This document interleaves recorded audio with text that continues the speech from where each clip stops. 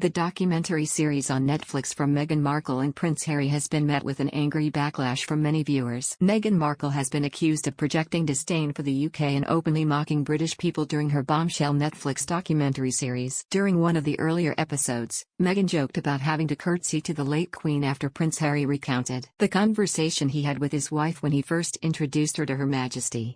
Large parts of the documentary series see the couple detail how they are now able to live a much quieter and happier life with their 2 young children in California and not be harassed by the British press.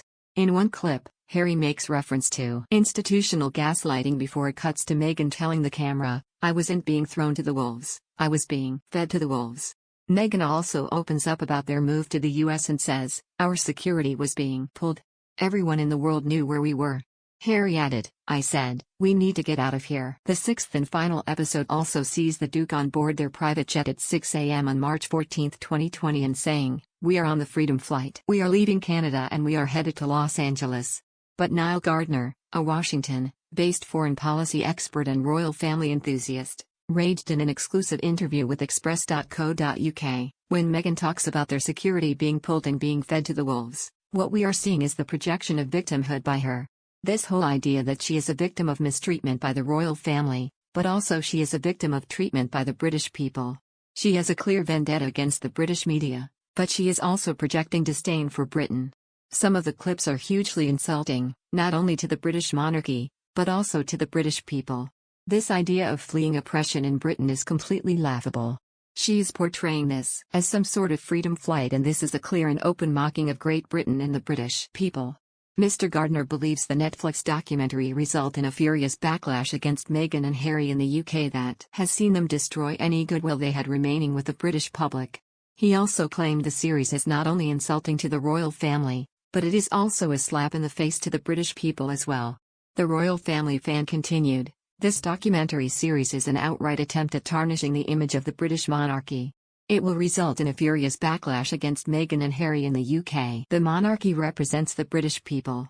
This Netflix documentary is not only insulting to the royal family, but it is also a slap in the face to the British people as well.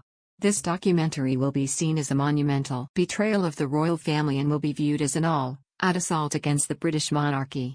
Mr. Gardner added, "This is a bridge too far for Meghan and Harry with the royal family. There's no turning back now from their latest vicious attacks. They have spectacularly burnt whatever bridges remain with Buckingham Palace, but significantly, they have completely destroyed any remaining goodwill there may have been among the British people." During the documentary series, Harry alleged that Kensington Palace lied to protect Prince William when it issued a joint statement in both their names the same day, which he claims was without his permission, denying a story his brother had bullied him out of the royal family. Harry also claimed his brother left him terrified when he screamed and shouted at him, while the Duke also accused his father King Charles III of saying untrue things when the Queen gathered them together at Sandringham in January 2020 to solve the Megxit crisis. The Duke of Sussex also accused his father King Charles of saying things that just simply weren't true while claiming his plan to partially exit royal duties was rejected. He said in episode 5, "I went in with the same proposal that we'd already made publicly, but once I got there I was given 5 options, 1 being all in, no change, 5 being all out. I chose option 3 in the meeting, half in, half out. Have our own jobs but also work in support of the Queen."